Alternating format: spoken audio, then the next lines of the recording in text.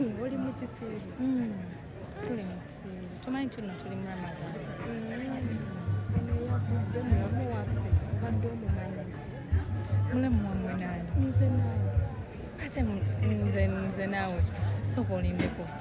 bafumbirwa eno we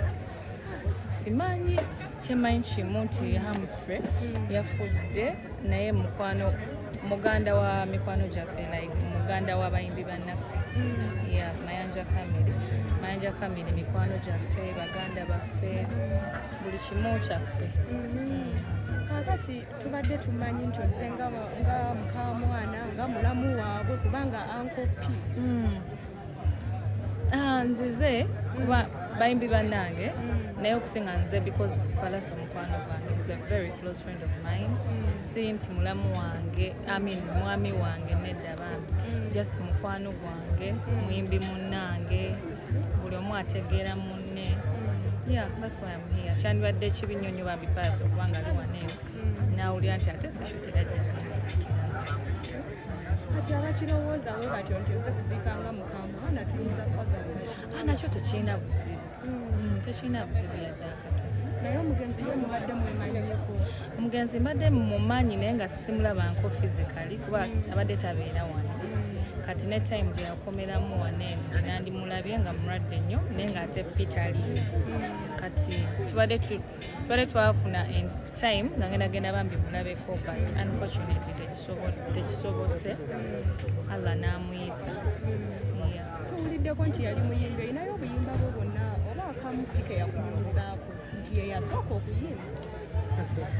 eyo simanyi nnyo nze era saagala nnimbe naye kyemmanyiko nti yabadde muntu ayagala nnyo abantu ate ng'ayagala nnyo baganda be ng'ayagala nnyo family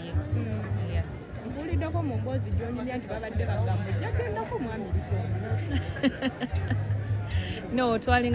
balinga banyumyanga agamba omusajja mulungi kati gwenge ate wona agenda mu America engeri gy'oli mulamu ate gwajja ku welcominga nnyo olaba welcominga ffe batalina bayita just nga mumanyi jokingly naye buli muntu abadde amwogerako bulungi even before kyemanyiko kimu nti newuli nga akyali mulamu atubadde bamwogerako bulungi era ng'omuntu wamukunyumiza wegomba omulabako bwafaanana ebbanga lyonna obadde tomulabangako maaso ku maaso nga tokikkiriza nti engeri gye bagamba mulamu agenda kwaniriza mbadde simulabangako baana mbadde simulabangako buba kati bw'osobola okuwa ankopi olwaleero kubanga ali mu buzibu oyo mukulu kumugumya nti ffenna lyekkubo just atusooseyo obusoosi wabula kusigala nga tumusabira Allah amusonyiwa ebyamusobako Sasha nno tetera kuziika era leero nebadde ensonga nze nno bayiga nze nziika nnyo lwakuba nti situnula mu kamera mba sizze because of camera era nzija nenziika nentambula nengenda nkola ekimbese mba sizze kutunula mu kamera nti buli muntu wandabe naziise nze mba nze kuziika nentambula gyosirikidde kakikoofunga kajja nina project bagiyita kipenzi and next month nga tuvudde mu Ramadan genda bba ntolimara abantu tolinako obasuubizaayo disi ya Sasha ng'akaliwa bamufumbirwa oba bayiwamu konsati inshallah ekimu